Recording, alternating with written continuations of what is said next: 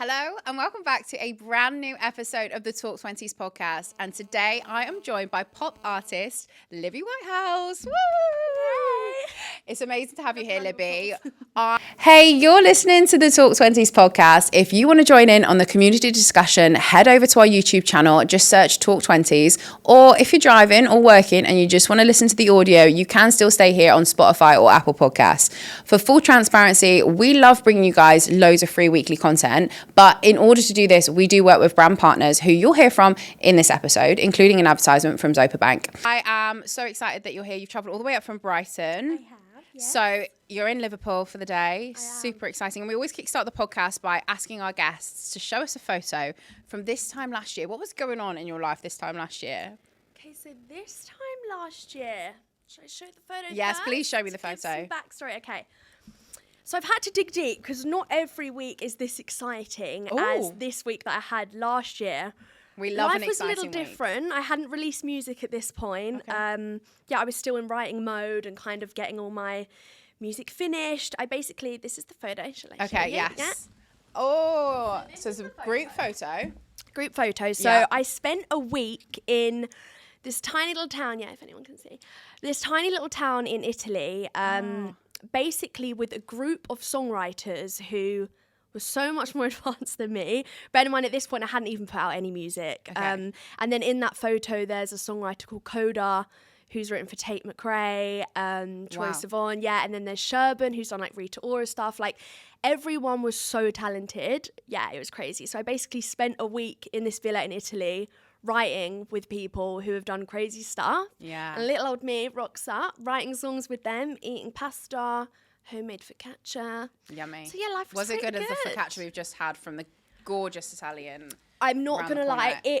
I think it might have been it. Yeah. Yeah, I think it actually might have been it. Yeah, that was very good though. That was very good. But this was authentic. Oh yeah, so good. This is really cool. So this is obviously the part of, like, I guess you realising your dreams. Oh, for sure. Yeah. And obviously there's a lot that goes into making a good pop song. I think probably people underestimate how much hard work it is to write a pop song. What did you learn from, like, being around all those amazing people who have written amazing, like, songs before for those kind of artists? I think it was actually, do you know what? I only had about a week or two's notice before. My manager was just like, look, there's a place on this writing camp. Yeah. For anyone that doesn't know, a writing camp is basically like, kind of in the name, but you don't camp. You know, you usually just stay in like a hotel or your home or whatever. It's not like a big camping retreat, but you basically go away for like a week, whether it's in London, Stockholm, wherever. And you basically just live with like a bunch of writers or go to the studio every day with a bunch of writers and you just write songs and, you know, usually have like a brief or if it's for an artist project or whatever. And this time round, it was basically like there's no brief, you're writing for someone or everyone's writing for you or you kind of just go make good music. So I was a bit like, shit, I'm not gonna lie. Like, I'm looking at the names on this thing, like, I think I'm pretty good at what I do, but these people are like really good and they've got like evidence that they're really good because sometimes you can get in your head, like, I'm in the studio writing songs that I think are great, but at this point, I've never put anything out. So like my management and my family and my friends are like, you're really good. And like, I think I'm good, but you don't know. So these people are obviously very, very good at what they do. And I think the best thing I learned being there was like, they're not doing anything that's like crazy different to me. Everything is just kind of stemmed from an idea. So it took that stereotype that you have people that are so much better than you, or I kind of not worthy of being here, or this, that, and the other. It's just like everyone's sort of at a level playing field, and like you just kind of get lucky on the day of writing a good song. So it was good to know that I went in there and I am quite good at what I do, and we wrote great songs, you know, songs that I love and some of my favourite songs I've ever written that you'll be able to hear soon, hopefully. So are any of those songs out? Yeah. None of the songs from that trip, but one of them is I'm looking at my exciting. manager like, but yeah, one of them is one of my favourite songs I've ever written.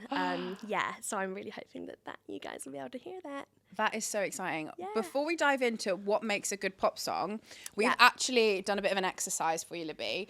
Georgia, could you bring me over the laptop, please? We've never done this before on the podcast, but seeing as you were coming on, we thought we would ask AI to write a pop song about the Talk 20s podcast. It's called Talk 20s. Shall I give feedback? We'd love feedback because, like, Okay. obviously there's a big, like, conversation happening right now. The AI is coming to steal all of our jobs. So I wonder if it's going to give you a run for your money. Yeah. So are you ready? Let's take it away. Okay, let's go. Okay. Oh.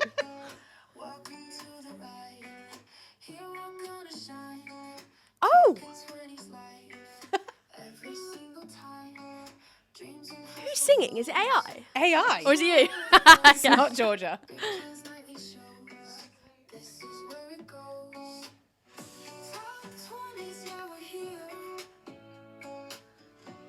Okay, I think I'm retiring. Because what the hell?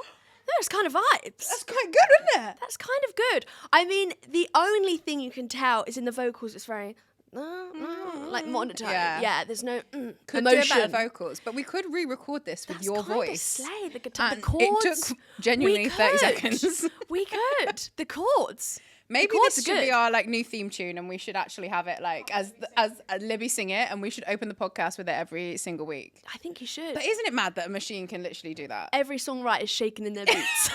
What the hell? Well, do you know what's funny? This is a funny little insider. Is sometimes songwriters will write a song, right, that they think is like, oh my god, this would be so good for Justin Bieber, and then they AI Justin Bieber's voice on the song and like pitch it out. Yeah, Do they? It's a very like, I'm not sure if you should really do it because someone's like, what if someone like sent you a song with your voice on it? Is that weird? I feel like that'd be a bit weird. It'd be like someone saying they want to come on the Talk 20s podcast and then sending me an AI Talk 20s version. podcast with them just sat in the seat like- going, these are the questions you should ask. Yeah, literally, yeah. I'll sound like Simon Cowell. Like, I don't think it's going to happen yet, but I've heard like conversations that, you know, people are using like AI within their work. So I don't think it's a bad thing. Hello, gorgeous listeners. If this is the first time you're tuning into the Talk 20s podcast, allow us to introduce you to our headline sponsors, Zopa Bank, home of the Smart Saver account. If you're a long-term fan of the podcast, you'll already know about Zopa's Smart Saver, which lets you save into personalized pots and boost your savings in exchange for a notice period to access your funds. The longest notice period is 95 days and offers the highest interest rate. To find out more about Zopa's Smart Saver, download the Zopa app. We need to tell you that you need to save a minimum of £1 and the interest is paid monthly and is subject to variation. On with the show. What do you think are the main ingredients then? What have you kind of like... I mean, I'm such a melodies girl. Like, if something has a great melody, I don't really care what you're singing about. No, I'm joking. I really do obviously care about like the concept and everything like that. But I'm such a melodies person. I think what drives me emotionally and what connects me to a song is like melodies, I guess, and chords and things that kind of touch on you. But I think it's really hard because there's no right or wrong way of writing a good song. And I think sometimes you don't know if you've written the best song ever or not. So you kind of just go in there, and I think the key ingredients are trying to think of something conceptually that's universal and everyone can kind of relate to, but that's also very true to yourself, because I guess you can't have emotion in a song that you don't relate to. I think a good melody, and I love a strong song title. Yeah, that gets me going. Yeah. I love it. So I think for many young girls, like, definitely this was the case for me, but I grew up thinking I'd love to be a pop star. Yeah. But for you, that's been a dream that happened very young and is still ongoing for you. Yeah. And you're getting to kind of live that life, which is so cool. Yeah, it's very cool. Can you tell us a bit about why this was something that you wanted to do? Yeah. And how it actually ended up becoming, I guess, a reality for you? Yeah, for sure. Well, I could kind of talk about this forever. So if I go on, I'm sorry. But I've been singing ever since. It feels like ever since I've come out the womb. I don't really know life without like music and singing. And I think when I was like younger and in primary school, your parents kind of like push you into clubs and you do like multi-skills and you do dancing and gymnastics and singing. And I think it kind of got to a point where I was doing all of that. I was doing dancing and singing, and thank God I kind of started singing, because I'm not the worst dancer, but I'm also not the best. So my parents were like, okay, you kind of choose one that you really want to get good at, because, you know, you can't do them all. So I stuck with singing, and I've kind of just been doing it ever since. And I think the moment that I really realised, oh my God, that is exactly what I want to do, is my mum took me to go and see Katy Perry when I was like think I was 12 or 13. And I remember being in the crowd. So she comes out on this, like, well, actually, I've got two things. The first time I went and saw Miley Cyrus, 2010, that was my first concert.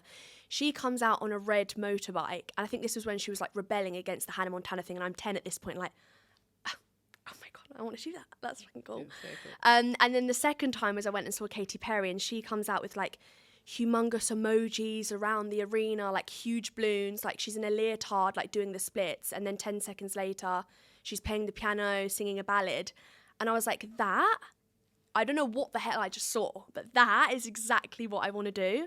So yeah, and I think what helps is I always had really supportive parents. Like I think, you know, when sometimes you can go to parents and be like, I really want to do this thing, they're like, yeah, but you know, you should be a doctor or a lawyer. I think I've never really been very academic. Like, I think if my parents are like, if she's going to make money, it's probably not being a doctor, or, you know, it's being creative. And I was always really good at creative writing in school. And, you know, I didn't really pass maths or all of the super smart stuff, but the creative side of things I'd done really well. So yeah, I was very lucky that I've always had very supportive people that didn't make me feel like my dreams are like super far away and like not achievable. I've always been like, well, yeah, that's what I'm going to do. So I love that. Yeah. It's kind of like the it's not really like delusion, but like it is the kind of like you have to have those people who believe so true that that's going to happen. You really do. And you have to also believe it for yourself. And we have the saying right now where you're like Delulu. But actually we were saying earlier, like you need a bit of that, like it's going to happen. You really do. Otherwise yeah. you just kind of crumble. If you think that something's too far out of reach, and you know, sometimes it can be a daunting thing to be like, oh, but like I feel so far away from this. But yeah. a part of me that I've always had, and one thing that I've always said I like the most about myself, is like my mindset of things. I've kind of always, you know, if I've gone to shows or I've gone to, you know, I don't know, things that I want to be doing, like performing at Wembley, I've kind of never been like, oh, I wish I can do that. It's more like, oh, I can't wait to do that. Like I'm like that, I'm going to do that. And me and my friends always say it's like a funny thing, like people are like, oh, you need to be realistic, but like my realistic is kind of a bit delusional. Like you know, so I think, yeah, just like backing yourself and having confidence and knowing that you can do something is a good thing. Yeah, I love that. But obviously some elements of like what you do, you have to like live in the real world, and everyone needs to make money. And we know that from speaking to lots of different people on the podcast that before they've made it in whatever career they're doing, they're literally doing what needs to be done to pay the bills. Pay the bills, for sure. Has that been the case for you? Like what's been the situation? Oh yeah, I've had to fund my dreams. But yeah, I think ever since I was 16, I've always had a job. So I've always done music. When I was in school, like after school, I would get the train up to London, and then on the weekend, I would have like jobs and stuff. And I've done like retail. I've worked in Victoria's Secret, Hollister. I've worked in a chicken shop. I've done like hospitality stuff. And I think it's so easy as well, especially from social media. Like everything is a highlight reel. You know, I think I was 17 or 18. So like from 16 to 21, I've always had jobs. I think it's so easy for social media. You go on someone's page and you're like, oh, they're doing this full time because they're posting. I remember I was like posting me singing at like a mini show in Brighton, and then like my posts were me in the studio, when actually that was just at the weekdays, and then the weekends I was working. And I think it's such a misconception that like having a job to fund your dream is such a, you know, like you kind of feel like you're the only one doing it, but everyone is, just no one's showing it. And I've always said, like, I've had this thing, because I remember when I worked at the restaurant, I call it a restaurant, it was literally like a chicken shop, like, but it was actually really cool. That was a job that I enjoyed the most because the music and stuff was cool. But I remember going into the toilets crying my eyes out because I was like, oh, I don't want to be here. And then I remember I was having a conversation with my mum and dad, and they were just saying, like, you know, your life's in chapters. If you see yourself being here, well, you can't get from A to Z by just jumping there. You have to do, you know, you have to have a job to fund that. You have to kind of, so I think that's a good way to look at it. It's like from getting from A to B, you have to fund it. Otherwise you can't do it. And I think another thing is like, I was 18, 19. I just got a blue tick on Instagram. I was on Instagram like posing, look like I was a full-time artist when I wasn't. Like I had a job to fund that and to make that happen. I think that's really important because at the time I was the same. I would go on my social media and be like, everyone's doing that full-time. I'm poor. like I may as well just give up. But like every single artist that you love or that you look up to has a job as well on the side. Yeah, and it can just keep working hard. I think it's true, and like a lot of people like worry that they're never going to make it into their career, but obviously because they might be working in a different job or something that they don't want to do. We actually did a piece of research like earlier in the year, and we asked people whether they were in their dream job or whether they were just doing it for money, whether it was part of their career path and whatever, and only like 8.5% of people said they were in their dream job. I know. So that's like 91.5% of people not in their dream jobs, and people like think that in their 20s they're the only one that's the case for sure. So most people are doing a job as a means to an end or to fund something else that they want to do creatively, and you know sometimes it is like the long-term vision as well. Well, that's the thing. Yeah, I think, and also if people have a part-time job or have a full-time job or have to, you know, work to pay the bills and this, that and the other, that, well, then that means that's the end of their dream and their goal, and that's just not the case. Like, you know, I mean, obviously it's harder for different people if you have a full-time job than if you have a part-time job, but yeah, I'd say definitely, yeah, you definitely don't give up on your dreams, because I remember there was one point I was like, this is literally pointless. Like, I'm working all the time, like I can't, and then I was getting fired from every job because obviously I would get called like, oh, do you want to go in the studio tomorrow? And then I'd be like, well, yeah. So then I'd call up and be like, oh, sorry, I'm sick. And then they're like, we know you're not sick. And I'm like, okay, well, I'm going to the studio. So, and then I would get fired. And then, you know, it's like, it's really hard to balance. But yeah, it's like that for everyone. I think people think that, you know, it's not. And that's why I think it's important to say, because I remember like trying to search on YouTube, like Dua Lipa, to say that she also had like 25 jobs. And I was like, no, I feel like the only one. Like. This episode is brought to you by Invoice Home. We know a lot of you listeners are freelancers, small business owners, and side hustlers, so our newest sponsor of the Talk 20s podcast couldn't be more fitting. No matter your business type or industry, we all need to send invoices. And I've got to be honest with you, I had no idea how to do this when I first started out as a business owner. I wish I'd heard about Invoice Home back then, because it would have saved me a lot of time and stress. Invoice Home is a leading online invoicing platform designed to simplify billing and invoicing processes for small businesses, freelancers, and entrepreneurs. Creating and sending professional-looking invoices at home or on the go has never been easier, as you can access your account from any device via their website or app. They offer a free and unlimited plan to suit everyone's needs. Try it today. Visit invoicehome.com to get started. But you did eventually get signed, was it 2 years ago? Or? Yeah, to my management, yeah, which was really great. And what was the process of that? Tell me, for people who don't know, what is the process of getting signed in the music world? Yeah, for sure. I think it's so different for everyone. For me, it was like, I look back and I'm like, oh, it was like it was a very long process, but you know, life kind of flashes before your eyes and you're like, oh, you know, that seemed to be smooth, but I forget that like every day was, you know, I had to really work hard on it. So before lockdown, I was with like a smaller management. They kind of really only managed me and then one other person. And that also wasn't their full-time job. Like they had full-time jobs. And I think it just got to the point where I was so set on like the music that I was passionate about and that what I wanted to make, which was big pop songs. And I think the cheapest and easiest way to get your foot in the door is to maybe do slightly more chilled bedroom pop music, so that it wasn't, you know, you didn't have to pay producer fees and all this stuff. And I was just so set that like, I'm not passionate about that music. I want to make this music. I want to make huge pop songs. I want to make, you know, pop songs for the girls and the gays and, you know, and that's what I was really passionate about. So like, I think we just naturally parted ways in lockdown.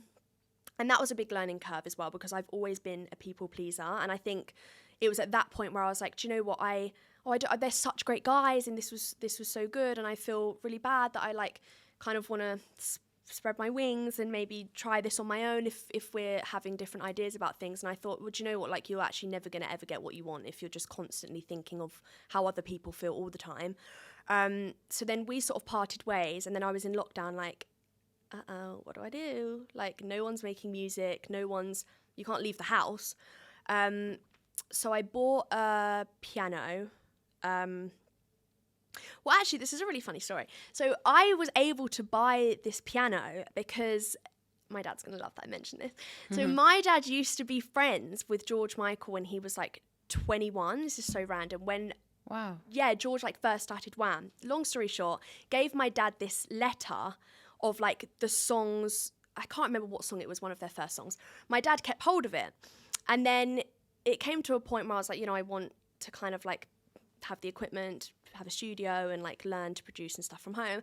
So long story short, my dad sold this note to this like George Michael fanatic in like New York, and we got like a bit of money. So then I bought a piano, bought a laptop, bought a mic, all this stuff. Yeah. Wow. Must have been a good letter. Yeah, it was quite cool. Yeah. Yeah, it was good.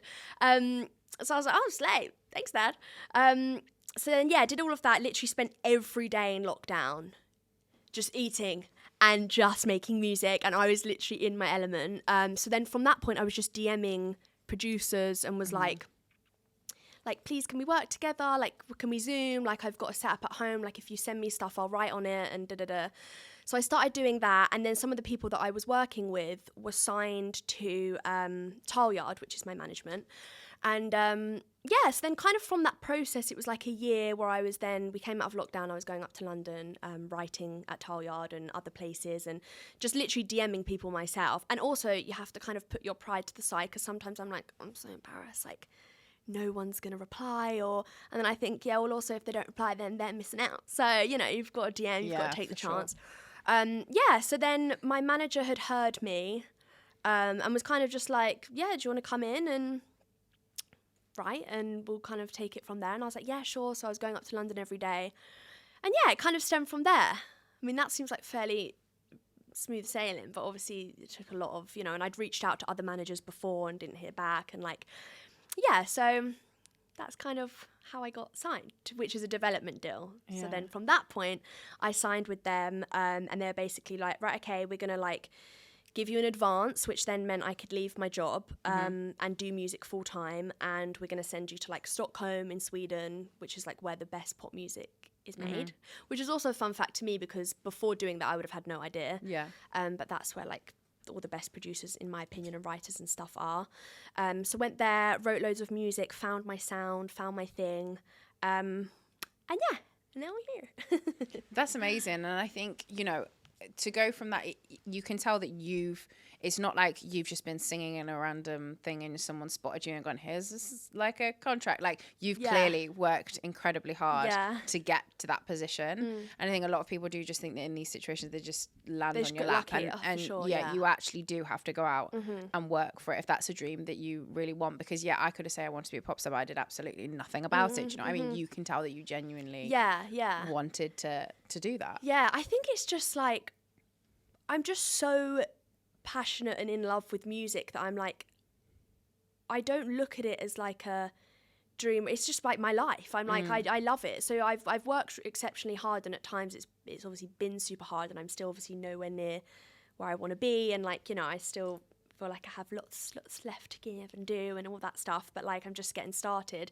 But I think like, working hard when you're doing something you love isn't as hard as working hard at doing something you don't love, And obviously you said it's a development deal. I don't know the ins and outs of what that means, but like I'm guessing that it's they're gonna bring you into like the pop star world. They're training you up in like different ways and stuff like that. Because I watched this, and I think George has watched it as well. You know I was gonna say this, didn't you? Is it the K-pop thing? Yes. Yeah. No, it's not like that. But the have you watched that show? Oh, it's not. Yeah, anyone who's listening right now, there's this series on Netflix, and it's basically where they use the K-pop method of training pop stars. For pop stars, like they're making this girl band, and it's from people from all over the world, and it's hardcore. The training is so hardcore. No, it's not like that. I feel like that's so like, well, K-pop in itself is like another world. Yeah, it's crazy. And I've done some stuff for K-pop actually, which is quite cool. I wrote a K-pop song that's out. But it's totally not like that. I feel like that's so funny, because I feel like some of my friends would have that perception, like I go to like dance classes and then I have to like learn how to write a song. Like, it's really not like that. Yeah. It's more just, we believe in you, we think you're great, we like your voice, we think we really believe in what you do. So we're a company that has some money and we can help. But everything is still kind of down to me, really. Like, when I go out to Sweden, I'm just there by myself. And if the songs are shite, then that's kind of my fault, So it's not really like you get someone being like, this is what a good pop star is. Like, this is what you have to do. This is the training you do. it's more just like I'm, grateful that they've kind of been like, yeah, we believe in you. And then I kind of, nothing changes in the sense of the process, it's not like, it's also not like a huge label where, you have like budget for huge music videos and all this stuff. It's still just very much like, we give you some money to go out, write, work hard, like da-da-da. And then I'm like, okay, I'll go and write bangers. So, yeah. I was also listening to something the other day that was talking about artists and how the way that they used to make money years and years ago was obviously through selling records, through actually selling CDs, vinyl, whatever it is that they're going out there. And now obviously everything is streaming. So it's actually a lot harder to make money from from music. Yeah. What have you learned about that? Because I wasn't really aware because I'm not in the industry. For sure. Well, I think once again, it's funny because people have this perception that like, oh, you've got songs on like Spotify, like, oh, you're a celebrity, you're rich, you're this. Like anyone can put songs on Spotify, like anyone can, I think. And when you see someone's got like over 1 million streams, you're like, oh, they're rolling in it. They are fucking, that's it. They're made up. When actually it's literally like 0.01% per stream or like something, or per stream. Like it's really not. I always say like with music, you think that everyone like makes loads of money, but like until you make money, you don't really make any money, if that makes sense. So that's why you have to be very passionate about it. Because if you're in it to make money, then you'll probably quit after about 2 weeks. Because you're right, there's no money, actually. But yeah, hopefully it gets to the point where I am rolling in it from the streams. But yeah, it's so much harder. Because I guess if you think about it, like a CD back in the day is what, like £12? Yeah.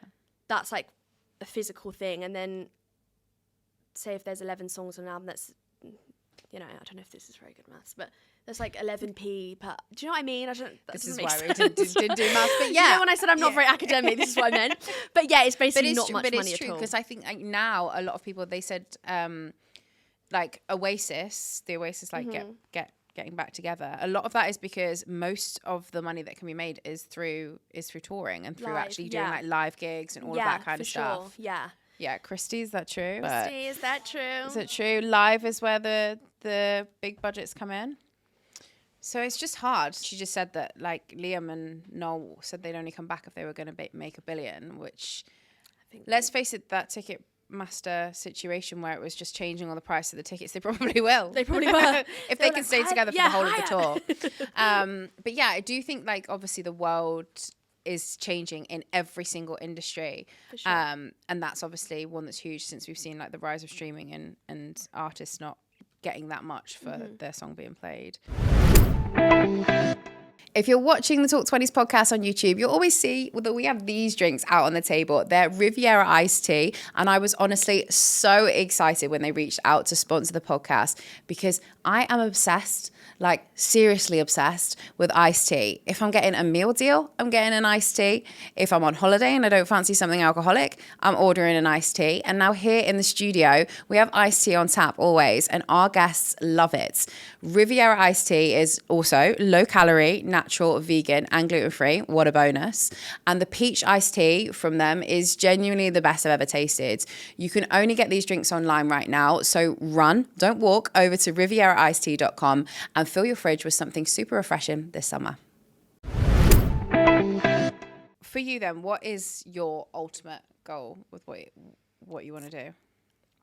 I have quite a few. Go on, hit us with the goals. Quite a few.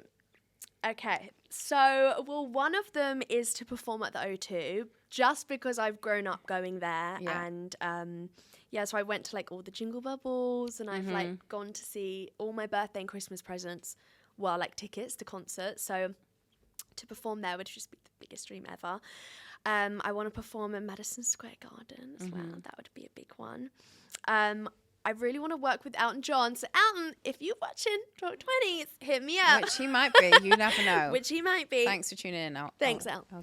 I think just make music that that reaches the world and people resonate with and people love. And I think I always say, make music that you want to hear more of. And I think especially the songs that I've got coming out and everything, it's so what I've been waiting to hear. So I hope that everyone else is very excited. But just perform. Can you give us any exclusives, like any sneak peeks? Like what are the songs about? Like, can you tell us anything? She's like, no, I can't. What can I? They're very So the last 4 songs, the first 4 songs I've put out, because I only have 4 songs out at the moment, but I have lots coming. They're very fun, feel good.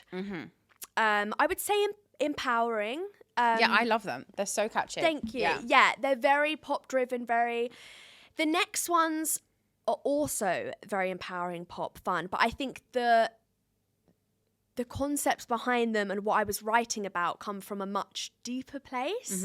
So I went through a lot that I kind of went to the studio and just like offloaded. But my thing is I always, if I'm going to cry, I'm kind of probably going to be crying and dancing to Troye Sivan or Libby Whitehouse, rather than like, I love Adele, but rather than like listening to a ballad, or I kind of want things, if I'm kind of touching on a deeper subject, I want it to be like a sprinkle of hope in there too, because I feel like that's, I'd like to say that's me as a person. I'd like to kind of find light in dark times, and I think you'll probably get to know me a lot more by like the music that's coming. It's all just going to be very, very fun, very pop. And what's the process of releasing songs? Like, do you have like big plans to like go on different radio stations? Like what will be the plan when they come out? Like, for sure. So the plan, definitely more live. I did my first show back in May, my first kind of ever show. And that was literally the funnest thing ever. I think it was at that point I was like, this is also what I want to do forever. And I think like performing my songs live, and when I write my songs, it's kind of funny. Like I have to, it's a bit weird, but I have Pinterest up when I write my songs, and I have to really visualize my songs. So like, even if it's just like random pair of high heels or a car or like a sunset or the theme of the song, and I have to really visualize it, as well as like what the live performance would look like and all this stuff. So being able to like perform it with a band and kind of bringing it to life excites me the most about being an artist. So lots more of that. I think lots more visuals you'll see live. I'm you're doing a music video. There'll be very fun visuals. Yeah. Okay. Very fun visuals. Yeah. Okay, I tried my best to get as much out of you there as I could. That's all you're getting, guys. You got to stream, guys. Yeah. Follow me. But when will they be coming? There's not an exact date, but this year, very soon. Okay. Exciting. So we always chat to our guests about their 20s in general. And we love talking about failure. And there's a reason behind this, because a lot of people think that failure is a really bad thing, that you shouldn't ever fail at things. But actually we know that it happens all the time. Whether you want it to happen or not, it's going to happen. For you, is there a big adulting fail that you've had that you're like, I cannot believe I did that? But actually it might have ended up being a good thing. But can you tell us about an adulting fail that you've had? An adulting fail? I mean, there's definitely been lots. I mean, I tend to do quite a few times a week, actually. And this isn't like a specific thing that happened, even though I'll probably go away and be like, oh my God, that time I did this or this and this and this. But I think in general, not talking about problems that I have, because I'm, like I mentioned earlier, I'm a bit of a people pleaser. So I usually tend to kind of float through life liking to help everyone else. And like, if I have a problem, it could be like the biggest thing ever. But I'm like, oh no, it's not that bad, and I don't want to like burden anyone. So I think I've definitely learnt that like, not talking about something doesn't ever make it go away. It kind of just makes it into a bigger thing than it needs to be. And actually, if you just talk, no one's judging you. No one actually really cares that much either, which is kind of a good thing. So yeah, I think in general, and something I've definitely learned in my 20s, is to just talk more, be more open. Because a problem shared is a problem halved. And I really stand by that. And I think... Is there a particular time that you've gone, like, you kept something in and you're like, I really wish I'd have actually, like... spoken about that? Yeah, for sure. I think loads of times, like when I released my second single, I experienced anxiety for the first time that I've never had before. I'd never experienced anxiety. I heard people talk about it, and I think I kind of was like, well, yeah, I've worried about things before, but I can't ever say that I've experienced anxiety or that feeling of anxiety. But if anyone has, like, that it's like a feeling, like it's kind of strange. And I think there was a moment where I kind of just had like a huge meltdown, and I was like, and I don't even really remember what about. It's just because I was stressed about all the tiny things that I didn't talk about. And like I said, usually those tiny things will build up into a big thing. And then, yeah, and then I was crying on the phone to my mum, my manager, and it was all just a big thing. So yeah, I think it's definitely, beginning of the year, I kind of had a lot of anxiety, and that doesn't help. That's another thing we like talking about, like, on the podcast, because everyone thinks that obviously they look at you and be like, oh, like, she's living out her dream, like she must have everything all figured out. And we know from like chatting to everyone on the podcast that nobody has it all figured out. Everybody's working on stuff that they're personally trying to get better at. I know you just mentioned that you're trying to obviously talk about your feelings more, but is there anything else that you're going through right now and you're like, I actually need to improve and be better at that in my life right now? Like, yeah, I think just not giving myself such a hard time with things. Like, and I say this all the time, I think when your self-confidence goes or you feel insecure about things, I think it kind of then makes everything else cave in. And I think it's learning when to block those negative thoughts out. And a good way that I do that is, I imagine if like my friend came to me with this same problem that I was having, or, you know, was saying I'm insecure about the way I look with this, or how I would respond to them and how I would feel if they told me they was feeling that way. So yeah, I don't know if that makes sense, but I kind of try and put myself in other people's shoes, and that helps in a way. Like, I think, oh my God, if, you know, my friend came to me with that one, I say, well, this isn't that big a deal, and oh my God, you look amazing in that, and I would have never noticed that was your insecurity. So I think it's sometimes hard to do that though. Oh, it's really hard. Yeah. But I do think, you know, this is really, really dismal, and I'm actually about to apologise for saying this, but we're not going to be here one day. You know, we're going to be dead. So I like to think that things really aren't that deep, even if sometimes they are. You know, I've gone through things that are actually really quite deep and are not that deep. And I think if you just remember that we have kind of like one time on this earth, it's not that deep. And just be kinder to yourself, I think, is something that... Absolutely. Well, Libby, we've loved having you on the podcast. It's been amazing to hear your growth, your journey, and we're so excited to hear the new music that you're releasing. Like, I just can't wait, because I already love all the stuff that you've brought out already. We always end the podcast by asking the same question to all of our guests, and it's if you could have 20-year-old Libby that was sat on the end of that sofa, so she hadn't been signed yet, she was still figuring out, you know, how she was going to get signed and how she was going to bring all this music that she wanted to make into the world.